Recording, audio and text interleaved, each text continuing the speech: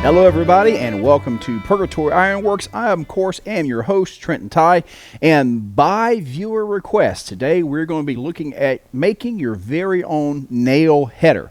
Now, since most of you guys are starting with very little to no tooling, I felt it's important that if we're going to make an item like this nail header, that I actually show you how to make the tools to make the nail header. Now, we're going to need a punch for this. We're going to need a square punch, and you don't have to have a high carbon or an alloy steel punch to make this work.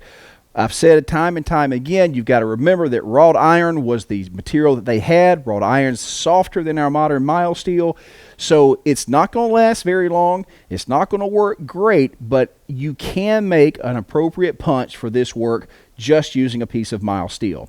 So the first thing that we're going to make today is that punch. We're going to be making it out of 1/2 inch mild steel. Again, this is the same stuff that we use for making our tent stakes with, so shouldn't be a problem there. And we're going to make a tapered punch, just like a tent stake, maybe just a little bit more tapered than that. Doesn't need to be long. The blunter, kind of the better, simply because it's going to lend strength to it. You may have to redress this with the file as we work, but you'll see what I'm talking about. So, first of all, very simply, we're going to draw this taper. All right, here we go. Remember our other lesson on making that taper. Start right there on that end.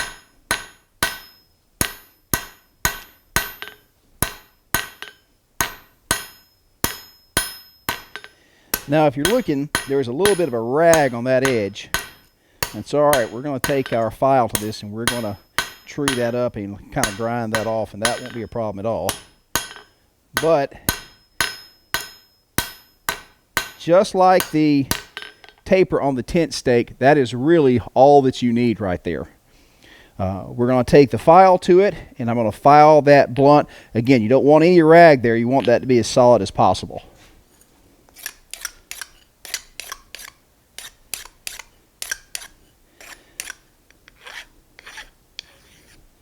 All right, if you look, you should be able to see that we have a nice flat square edge there. You want your edges, you don't want them to be rough. You don't have to grind them flat, but you want them to be pretty even. And we're going to cool this off, and that's it. That's going to be our punch. This piece is a little bit long. It's about 12 inches long, but I can work with this. You know, something a little bit shorter is a little easier to control, but I think I can handle this. But I think we are good to go. Okay. The stock that we're going to be using is 1 inch by 1/2 inch. This is left over from some of the fire screens that I did. It's a heavier stock. You can do it with thinner stuff. I wouldn't do it with anything that was thinner than 3/8 just because it's pretty much going to take a beating and you need that mass there to resist deformation. A lot of the old nail headers were not inletted or fancied out. They were just square bars that had a raised portion on the front and a square hole in there. That's all they were. So what we're going to do for the purposes of this demonstration, we're going to make it as simply and as easily as possible, especially considering that most of you guys are going to be starting from scratch, so we're not going to do anything fancy with it. The whole idea is to get a square hole punched into here that is tapered more heavily from one side than the other. And also, we've got to raise up a little bit of portion of this. So I will take a heat on this. We're going to lay about 1 inch of this over the edge of the anvil, and we're going to let it cut in so that we separate out from what's going to be the handle, and we're going to have a little bit of a raised area, domed area, where the nail is actually going to be hammered in the heat. So let me get a heat, and I'll show you what we mean. Get about 1 inch over the edge of the anvil, and I'm going to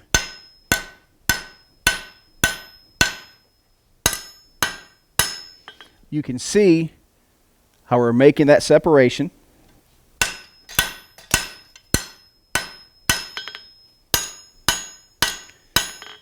I'll go a little more than, about half the thickness of the bar, about 1/4 inch in.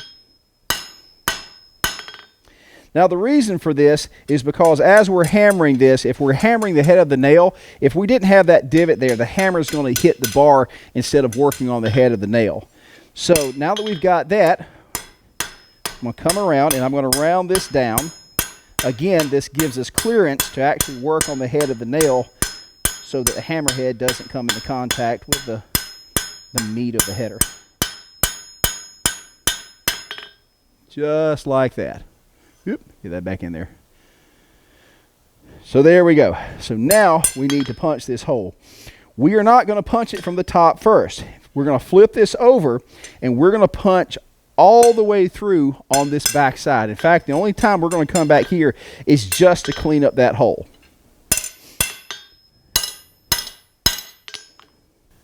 Couple of key things about doing this punching operation is you're going to have to be patient. When you put this thing on top of the anvil, you're going to have a hole fast. Take a couple of blows and then cool this bad boy off. It's mild steel. It's going to deform. You may be able to punch once, twice. Don't be afraid to take your file. If it starts becoming deformed, hit it with the file and keep it in shape. It's going to take several heats to get all the way through this bar. Patience is key. Keep driving it through until you get all the way to the bottom of the hole. Set this right here. Again, right in the dead middle. Line everything up. Go right there. 1, 2, and I'm going to cool.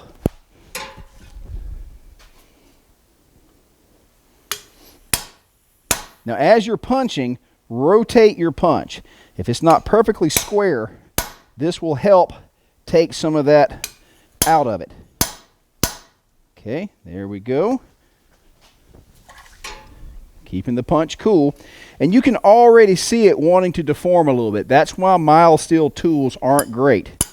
It's okay though. I'm on to tippy tap. We're good to go there. But I want to show you where we've gotten. There you go right there. So time for another heat. Let's take another round. Now the whole reason that we're actually driving all the way through is because if you're looking at the nail header, you want the bottom to be of the hole to be shaped like this. That allows the nail not to bind. You just really need that hole at the top to stop the action to spread the head. To get the nail out, if you just had a straight line punch, there's a chance that the nail would wedge in there. That's why we have such a blunt taper going up into the nail header.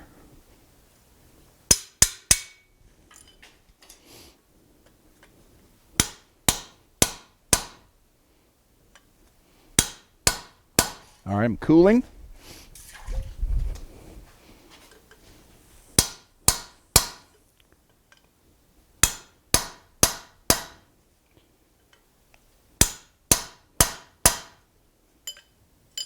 Okay, not looking too terrible shabby. And you can see, now if you look on this side, you can start to see that little dark area where the punch is coming through. So what's going to happen here is I'm going to take one more heat to punch on the back side, and then we all be ready to punch out the plug on the top.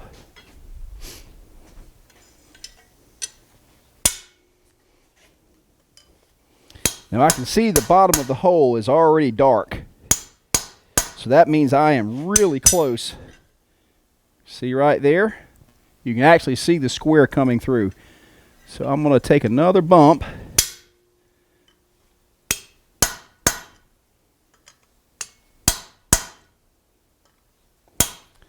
Now normally when I'm doing the punch from the top,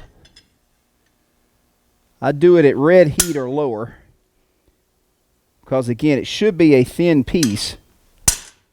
Let's see if I can get it knocked out. Sank in.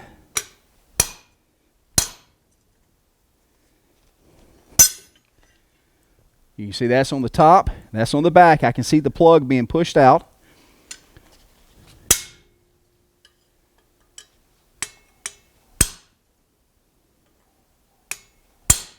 Okay, that should have cut the plug. Let go, you joker. And you can see it's actually outlined. So if I come here over a plate, I should be able to knock it out.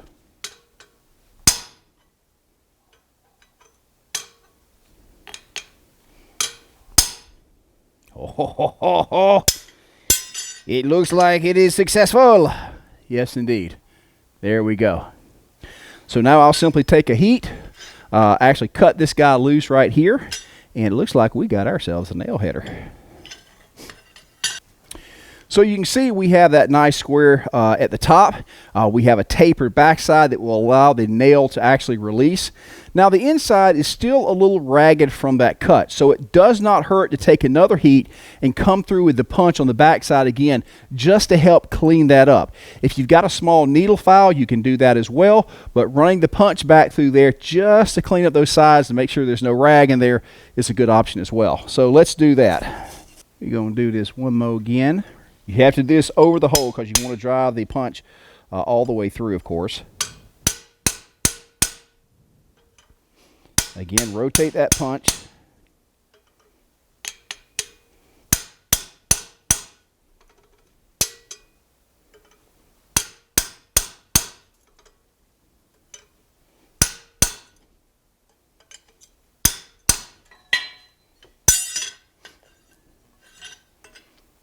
And now you can see we've got a little bit of that where it's been pushed out right there. I'm simply going to take my file now and come over and clean up this top. Now if you have an old farrier's rasp, you can do this hot and very quickly. I don't. I just have my I have a Magic Cut file here, but since this is mild steel, that's not going to be a problem. So I'll just do it cold. It's not as fast as using the rasp and it hot, but it'll work.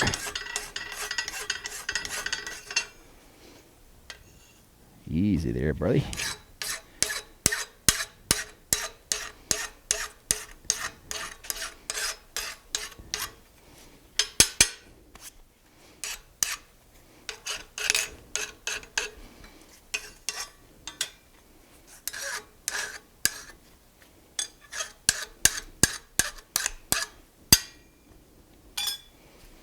All right.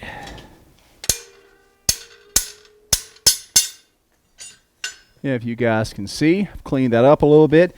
Now, again, take your time and clean that whole face up, make it smooth. And that's exactly what I'm going to take the time to do. And then we're going to make ourselves a nail. Here you can see our completed tool. And again, now I've made just a short handle out of this one because I'm going to come back later. I'm actually going to forge this out into a little bit of nicer handle. But outside of that, that's just a plain bar. A lot of the historical pieces actually had a header on both sides because one would be a different size than the other one because there were several different size nails that they made. But I'm going to take a piece of 3/8 inch square stock. I'm going to make a taper and we're going to make a nail using this.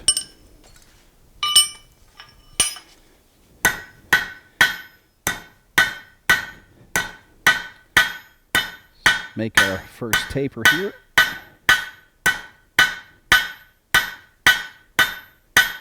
And this is where you kind of get to decide how long you want your nail to be.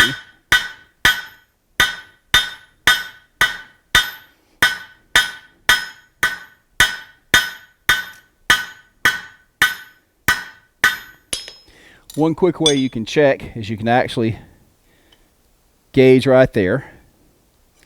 And I'm going to take another heat. I'm going to give us a little bit more nail. A little bit more nail.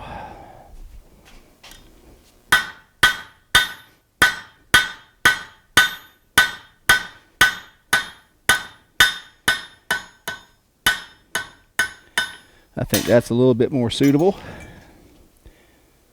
Yeah, there we go. Looking good. So what I'll do now is I'll take another heat. I'm going to put our cutting hardy into here. That heat I'll have in. I will cut almost all the way through, replace this, and bang, bang, bang. Over the cutting hardy.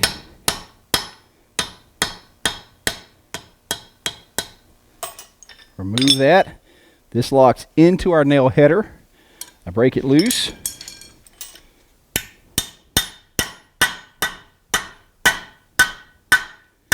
Now I usually do a 4-sided head or something close to it. Just like that. Sometimes the nail on the bottom is going to be a little wonky jaw. Don't worry about it. You can come in and straighten it.